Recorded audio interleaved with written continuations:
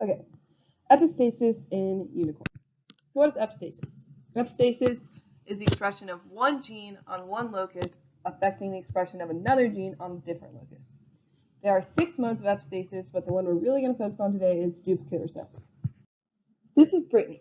Britney wanted to figure out why she didn't have a horn and both her parents did, and she wasn't a unicorn.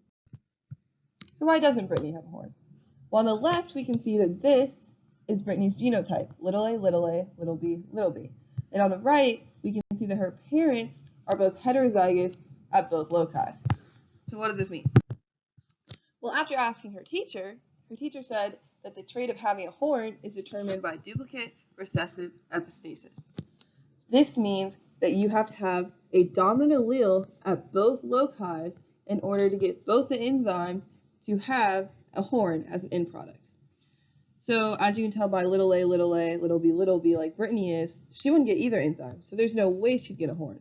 But her parents are both heterozygous, so they both would have a horn in the end.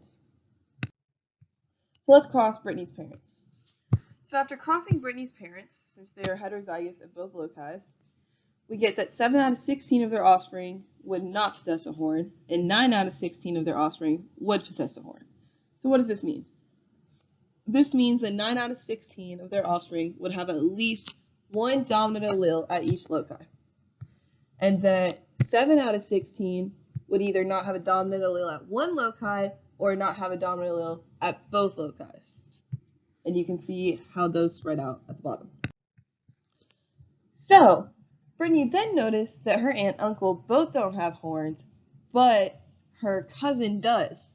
So she wanted to cross their genotypes and see what the chances of their offspring having a horn were. So, Britney's aunt is little a, big B, little b, and her uncle is big A, little b, little b. So after doing a dihybrid cross of this, we get that 4 out of 16 of their offspring would have horns. They would be unicorns.